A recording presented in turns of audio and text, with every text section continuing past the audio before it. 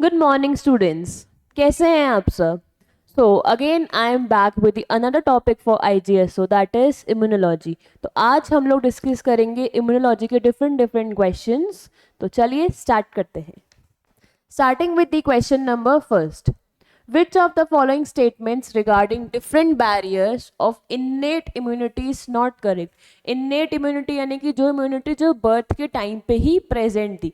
Acquired वो थी जो birth के बाद हम लोग करते हैं. तो birth के टाइम पे कौन से इनमें से जो immunity factors है उसमें 3 टाइप आ जाते हैं हमारे, फिजिकल, फिजियोलॉजिकल, सेलुलर और साइटोकाइनिन. 4 बैरियर्स हो गए. तो उन 4 बैरियर्स में से हम लोग देखते हैं. सबसे पहले acid present in the stomach, saliva in the mouth, tears from eyes prevent the growth of microorganisms constitute physiological barriers. Yes, ये सही है कि ये सारे के सारे किसके एग्जाम्पल हैं? फिजियोलॉजिकल के. चाहे एसिड हमारे स्टमक में, HCl, सलाइवा हमारे माउथ में और ice tears from the ice, ये सारे के सारे फिजियोलॉजी को रेगुलेट करते हैं. तो किसका पार्ट हो गया? फिजियोलॉजिकल बैरियर का. Second option, mucus membrane lining the respiratory, GI gastrointestinal and urogenital tract help in trapping the microbes. अब देखो म्यूकस मेम्ब्रेन हो, चाहे GIT की बात कर, चाहे यूरिन ट्रैक, ये सारे आउटर स्ट्रक्चर की बात कर रहे हैं. यानी कि इसने लिखा ये फिजियोलॉजिकल, तो ये फिजियोलॉजिकल लिखा नहीं. ये कौन सा बैरियर है? Physical barrier. ये एग्जाम्पल किसके हैं? फिजिकल बैरियर के. तो इसने आपसे इनकरेक्ट ही पूछा है, नॉट करेक्ट. तो यही वाला ही इनकरेक्ट हो गया. और भी पढ़ते हैं.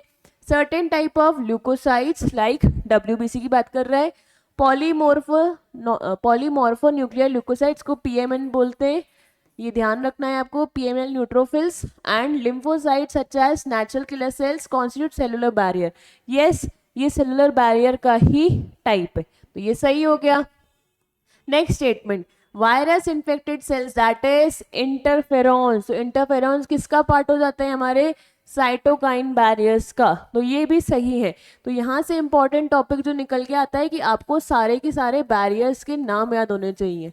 पहला हमारा फिजिकल, जिसके एग्जाम्पल हमने देख लिए, ऑप्शन 2 में है. सेकेंड फिजियोलॉजिकल, उसके सारे एग्जाम्पल्स ऑप्शन 1 में है. नेक्स्ट सेलुलर, जिसमें हमारा न्यूट्रोफिल आ जाएगा, PMNL काइंड ऑफ. और फोर्थ साइटोकाइन, जिसमें हमारे इंटरफेरॉन्स आ जाएंगे. तो ये सारे बैरियर्स के नाम विथ एग्जांपल्स पता होने चाहिए. क्लियर? चलो नेक्स्ट क्वेश्चन पे चलते हैं. Second, which of the following immunity is obtain during a life time. यानी पूरी ही लाइफ टाइम के बाद टाइम पे कौन सी इम्यूनिटी प्रेजेंट होती है?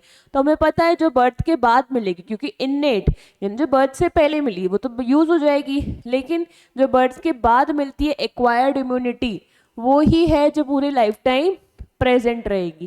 क्लियर? बाकी एक्टिव इम्यूनिटी जो मदर से मिली, और पैसिव जो हम एंटीबॉडीज के फॉर्म में यूज करते हैं, यानी कि कोई वैक्सीन है तो वो तो उसी टाइम पे यूज होगी, लाइफ टाइम तो नहीं रहेगी. तो हमारी लाइफ टाइम रहेगी वो कौन सी रहेगी? Acquired immunity. Clear? Next question number third, how many types of antibodies are there. हमारे पास 5 टाइप की एंटीबॉडीज होती हैं. अगर हम नाम की बात करें तो गम दे, IgG, A, M, D and E. Trick क्या होती है? गम दे. तो ये सारी एंटीबॉडीज 5 टाइप की प्रेजेंट है. So answer is first, 5 types of. Clear? Next question number 4, which of the following cell is involve in cell mediated immunity. यानी कि CMI की बात कर रहा है. CMI में कौन इन्वॉल्व होते हैं? हमारे T सेल्स. और वहीं वो ह्यूमोरल इम्यूनिटी की बात करता तो कौन हो जाते? B cells. तो हमको दोनों ही याद रखना है कि क्वेश्चन कैसे भी घूम के आ सकता है. क्लियर? सेल मीडिएटेड यानी कि T सेल्स और ह्यूमोरल मीडिएटेड इम्यूनिटी यानी कि B सेल्स प्रेजेंट होते हैं. Clear? Next question number 5, which of the following protect our body against disease causing pathogens. हमारे बॉडी में अगर पैथोजन स्प्रेड हो जाए तो डिजीज कॉज कर सकते हैं, उनसे कौन बचाता है? तो हमें पता है हमारी इम्यून सिस्टम जो इम्यूनिटी प्रोवाइड करता है उससे फाइट और डिफेंस में प्रोवाइड करता है. तो वो कौन आ गया? Immune system. Clear? A very easy one. Moving to the next question number 6, who among the following established the concept of passive immunity. Passive immunity यानी कि ये यहाँ पे बात कर रहा है आपको एंटीबॉडीज के फॉर्म में, रेडीमेड एंटीबॉडीज यानी कि वैक्सीन के फॉर्म में. तो सबसे पहले किसने इन्वेंट की थी पैसिव इम्यूनिटी? यानी कि हमारी इम्यूनिटी मिल रही है in the form of readymade antibodies, यानी कि हमारी वैक्सीन्स की बात हो रही है।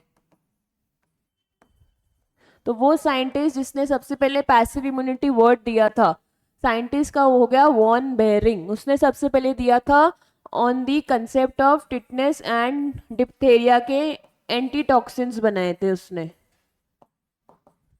तो ये ध्यान रखना है हमको, क्लियर। और अगर स्पेसिफिक हम लोगों से पूछता कि वैक्सीन किसने डिस्कवर की थी, तो तब एडवर्ड जेनर आ जाता, but passive immunity von Behring का काम था, clear. Moving to question number 7, which of the following statement is true about IgM, यानी कि 5 हमारी एंटीबॉडीज में से एक का नाम आ गया आईजीएम, उसके बारे में पूछा है कौन सा करेक्ट है। IgM can cross the placenta, क्या प्लेसेंटा यानी कि जो मदर और फिटस के बीच का कनेक्शन होता है उसको क्रॉस कर सकता है? नहीं, it can not cross the placenta. Next, can protect the mucosal surface, हमारा जो म्यूकोजल लाइनिंग होती है उसको प्रोटेक्ट कर सकता है? अगेन नहीं, उसका प्रोटेक्शन का काम तो आईजीए का होता है, ना कि एम का। Next, is produce by high affinity plasma cells, की प्लाज्मा सेल्स के साथ कंबाइन कर सकता है कि टुवर्ड्स हाई एफिनिटी बाइंडिंग की? तो अगेन नो, वो किसकी है? आईजीजी की। And is primary restricted in the circulation, large size होता है, कैसा होता है हमारा? लार्ज साइज का, तो सर्कुलेशन में रिस्ट्रिक्ट होएगा ही सही क्योंकि साइज ज्यादा है, लार्जेस्ट काइंड ऑफ एंटीबॉडीज है। तो answer 4th is correct, clear. Moving to next, interferons आ रहा, ऊपर ही करके आए हो आंसर क्वेश्चन फर्स्ट का 4th ऑप्शन। इंटरफेरॉन्स कौन सा टाइप ऑफ बैरियर है? हमारे साइटोकाइन बैरियर्स के, क्लियर। तो मैंने बोला ही था कि चारों के चारों बैरियर के एग्जाम्पल के साथ याद होना चाहिए। Moving to question number 9, which of the following cells of immune system do not perform phagocytosis? phagocytosis यानी कि इंगल्फिंग नेचर, जो भी हमारा बैक्टीरिया फॉरेन पार्टिकल है उसको क्या करना है? इंगल्फ करना है, खाना है, तो वो किसके पास प्रेजेंट नहीं होता है? तो मैक्रोफेजेस हमें पता है इंगल्फिंग नेचर की होती है। न्यूट्रोफिल जिसको हम माइक्रोपुलिस मैन बोलते हैं, डब्ल्यूबीसी का टाइप होता है ग्रेनुलोसाइट्स में, ये भी करता है। नेक्स्ट, एसिनोफिल्स यानी कि एसिडोफिल्स की बात हो रही है, एलर्जी में काम आता है, तो कहीं ना कहीं ये भी रोल प्ले ही करेगा फेगोसाइटोसिस में। लेकिन बेसोफिल्स हमें पता है, बेसोफिल्स ये भी ग्रेनुलोसाइट्स का ही टाइप है डब्ल्यूबीसी में, लेकिन इसका काम क्या होता है? कुछ सब्सटेंसेस सिक्रेट करता है, लाइक हिपैरिन, हिस्टामिन, सीरोटोनिन, ये सारे आपने पढ़े होंगे जब आपने ब्लड पढ़ा होगा। तो ये कहीं भी फेगोसाइटोसिस नहीं करता, ये सब्सटेंसेस में हेल्प करेगा। हिपैरिन जो एंटीकोगुलेंट है, हिस्टामिन जो कि वासोडायलेटर है, और सीरोटोनिन जो कि वासोकॉन्स्ट्रिक्टर है। तो ये सब्सटेंसेस रिलीज करेगा, फेगोसाइटोसिस में हेल्प नहीं करेगा। सो आंसर क्या हो जाएगा हमारा? 4th, clear. Moving to question number 10, monocytes differentiate into which kind of phagocytosis cells? Monocytes जो कि हमारे ए ग्रेनुलोसाइट्स हो जाते हैं, मैक्रोपुलिस मैन ऑफ डब्ल्यूबीसीज की बात कर रहे हैं, बाद में ही किस में डिफ्रेंशिएट होते हैं? हमारे मैक्रोफेजेस में, जो कि फेगोसाइटोसिस का एक्शन कर सकते हैं, क्लियर। नेक्स्ट हम सब्जेक्टिव क्वेश्चंस की बात करते हैं। Question number 11. Although pus is often seen simply as a sign of infection, it is also an indicator of immune defense in action. Explain. कि पस क्या है? जब इन्फेक्शन हो रहा है तो हमारा उसी से सब्सटेंस जो रिलीज हो रहा है उसको पस बोलते हैं, तो वो इन्फेक्शन का साइन कॉज कर रहा है। लेकिन वो आपको बोल रहा है साथ ही में वो एक डिफेंस मैकेनिज्म, यानी कि उस टाइम पे बॉडी में इम्यूनिटी प्रोवाइड हो रही है, फाइटिंग मैकेनिज्म चल रहा है। तो वो कैसे है आपको एक्सप्लेन करना है। तो अगर मैं इसकी बात करूं कि फाइटिंग मैकेनिज्म कैसे हुआ, तो हमें पता है हमारा जब भी पस रिलीज होता है तो उसमें क्या क्या प्रेजेंट होता है। पस हो रहा है तो उसमें सबसे पहली चीज जो हमारे इंपॉर्टेंट है, डब्ल्यूबीसीज फाइट करेंगे। कौन सी टाइप ऑफ डब्ल्यूबीसीज? हमारे न्यूट्रोफिल्स। तो हमारे वहां पे क्या प्रेजेंट होंगी? Dead neutrophils plus dead bacteria जो ऑर्गेनिज्म घुसा था, और टिश्यू डेब्रिस यानी कि जो कचरा था टिश्यू का, वो इसमें पस में प्रेजेंट होता है। अब ये प्रेजेंट कैसे हुआ, ये लॉजिक आ रहा है।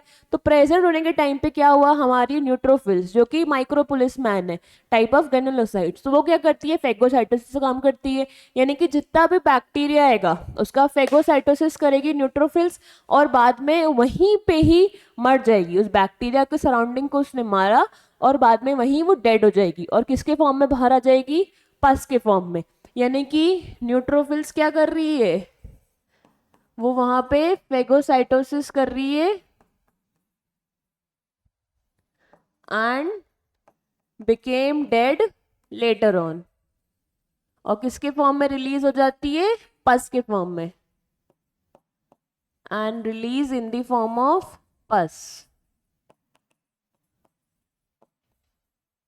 तो हमारा डिफेंस मैकेनिज्म कौन दे रहा है, हमारे WBCs यानी कि न्यूट्रोफिल्स, जिसको बोलते हैं माइक्रोपुलिस मैन। उसने वहां पे फेगोसाइटोसिस किया, उसके बाद वो ही डेड हो गई और पस की फॉर्म में बाहर आ गई। यानी कि इम्यून सिस्टम का प्रोटेक्शन का मैकेनिज्म है ये पस। क्लियर।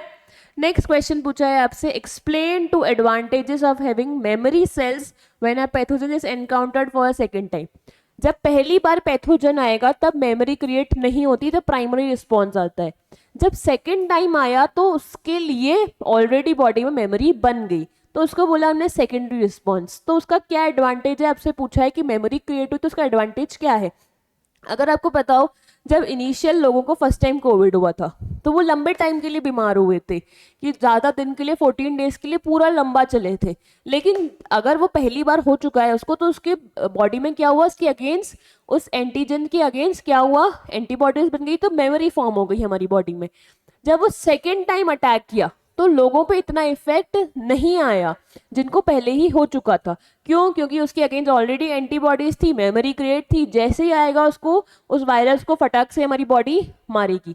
यही इफेक्ट हमने देखा था। तो वो मेमोरी क्रिएट हुई तो उसका हमसे एडवांटेज पूछा है कि क्या है, तो एडवांटेज क्या हो जाएगा कि सबसे पहले तो स्ट्रॉन्ग रिस्पॉन्स आएगा। जब नेक्स्ट टाइम हमारा कोई भी वायरस या बैक्टीरिया पैथोजन अफेक्ट करेगा तो स्ट्रॉन्ग रिस्पॉन्स आएगा।